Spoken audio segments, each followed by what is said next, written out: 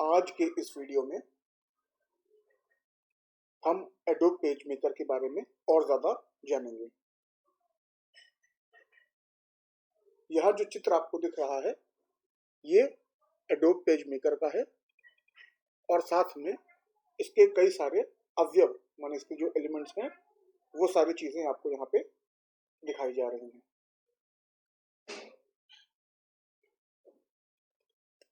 सबसे ऊपर नीली पट्टी ये टाइटल बार है। इसके बाद file, edit, layout, type, elements, utilities, view, window, help ये मेन्यू बार है। इसके बाद ये जो है इसके नीचे मेन्यू बार के नीचे ये है पट्टी स्टैंडर्ड टूल बार की। यहाँ पर ऊपर और बाईं तरफ रूलर गाइड है। यहाँ पर टूल बॉक्स दिख रहा है। ये मेन पेज है जहाँ पर कर्सर काम करता है। यहाँ इसकी पेज की मार्जिन्स दिख रही हैं आपको। ये पेज का बॉर्डर है और नीचे आपको कंट्रोल पैलेट्स दिख रहे हैं। यहाँ पर आप पेज एक से ज्यादा चुन सकते हैं, इसको भी दिखाया जा रहा है। सबसे पहले हम बात करेंगे पेज मेकर के विभिन्न अवयव की। टाइटल बार जो सबसे ऊपर था, उसके नीचे मेन्यू बार, उसके नीचे स्टैंडर्ड टूल बार, उसके बाद में टूल बॉक्स, फिर रूलर गाइड और सबसे नीचे कंट्रोल पैलेट आपको दिख रहे थे। टाइटल बार यह एक छोटी शीर्षक पट्टी है जो पेज मेकर के शीर्ष यानी टॉप पर फैली हुई होती है। यह विंडो का शीर्षक यानी टाइटल या नाम प्रदर्शित करती है और इसमें आमतौर पर 3 बटन शामिल होते हैं। ये बटन न्यूनतम बटन माने मिनिमाइज करने के लिए, विंडो को नीचे लाने के लिए, अधिकतम या रिस्टोर करने के लिए माने विंडो को फुल स्क्रीन करने के लिए, या स्क्रीन में छोटे से एरिया में लाने के लिए, और तथा तीसरा क्लोज यानी बंद करने के लिए होते हैं। सबसे ऊपर जो नीली पट्टी उस पे साइड में ये तीनों बटन दिए होते हैं। इसके बाद बात करते हैं हम मेन्यू बार की। तो मेन्यू बार के अंतर्गत फाइल मेन्यू जिसमें open, close, new, save, print आदि के ऑप्शंस दिए होते हैं। उसके बाद एडिट मेन्यू होता है जिसमें कट, कॉपी, पेस्ट आदि के ऑप्शंस आपको दिए होते हैं।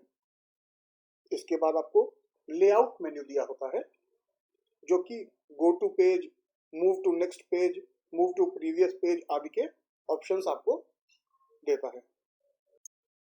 चौथा होता है टाइप मेन्यू जिसमें हमें टेक्स्ट को बोल्ड करना, इटैलिक्स माने टेढ़ा करना, अंडरलाइन करना आदि के विकल्प दिए होते हैं। इसके बाद होता है एलिमेंट मेन्यू जिसमें फ्रेम, अरेंज, अलाइन आदि के मेन्यू आपको दिए होते हैं। यूटिलिटीज मेन्यू में find, find next, spelling check आदि करने के विकल्प आपको दिए होते हैं। इसके बाद व्यू मेन्यू में zoom in, zoom out, actual size, fit to page आदि के विकल्प आपको दिए होते हैं। यानी किसी भी चीज को बड़ा करके देखने के, छोटा करके देखने के, कैसा पेज दिख रहा है एक्चुअल साइज में, ये सारे ऑप्शंस आपको दिए होते हैं। इसके बाद में विंडोज मेन्यू होता है जिसमें विंडोज के लिए कुछ ऑप्शंस दिए होते हैं। और आखिरी हेल्प मेन्यू जिसमें आपकी सहायता के लिए यानी पेज मेकर को चलाने में अगर कोई दिक्कत आ रही है तो उसमें सहायता के लिए आपको कुछ विकल्प दिए होते हैं। इसके बाद बात करेंगे हम पेज मेकर में टूल बॉक्स की। यह पेज मेकर का सबसे जरूरी कह लें या सबसे खास हिस्सा है जिससे आप बहुत आसानी से बहुत जल्दी ड्राइंग्स को पेज मेकर पे बना सकते हैं और भी कई काम कर सकते हैं। वो सारी चीजें हम जानेंगे। तो यहाँ पर सबसे पहले आपको सिलेक्शन टूल दिख रहा है जिसे हम पॉइंटर टूल भी कहते हैं।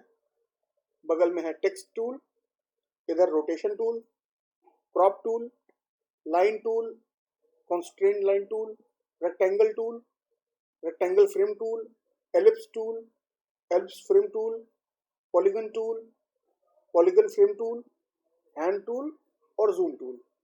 ये सारी चीजें आपको इसमें दिख रही हैं। पहले बात करते हैं हम पॉइंटर टूल की या सिलेक्शन टूल की। तो पाठ को, बॉक्स को, वृत्त, चित्र आदि इन सबको चुनने के लिए हम पॉइंटर टूल का इस्तेमाल करते हैं। इसके बाद आता है टेक्स्ट टूल। अपने प्रकाशन में टेक्स्ट जो भी आप लिखना चाहते हैं उसे टाइप करने के लिए टेक्स्ट टूल का इस्तेमाल पेज मेकर में आप करते हैं। रोटेटिंग टूल, यह चुनी हुई वस्तु को 0.01 डिग्री से 360 डिग्री तक घुमाने के लिए कर सकता है। यानी अगर आप किसी चित्र को, टेक्स्ट को, किसी चीज को आप घुमाना चाहते हैं किसी भी एंगल पर, तो आप रोटेटिंग टूल का इस्तेमाल करते हैं। इसके बाद होता है लाइन टूल, जिसे आप कोई भी सरल रेखा खींचने के लिए इस्तेमाल करते हैं। रेक्टेंगल टूल, किसी भी आयताकार या वर्गाकार आकृति के निर्माण के लिए आप प्रयोग करते हैं। एलिप्स टूल, दीर्घवृत्ताकार या वृत्ताकार आकृति के निर्माण करने के लिए आप इसे उपयोग करते हैं। हैंड टूल, किसी भी पृष्ठ को यानी पेज को स्क्रीन पर इधर उधर या ऊपर नीचे सरकाने के लिए आप उपयोग करते हैं।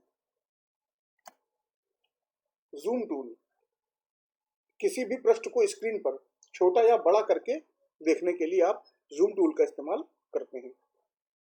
इसके बाद होता है क्रॉप टूल, जिसका प्रयोग करके आप इमेज को अपनी इच्छा के अनुसार किसी भी आकार में छांट सकते हैं।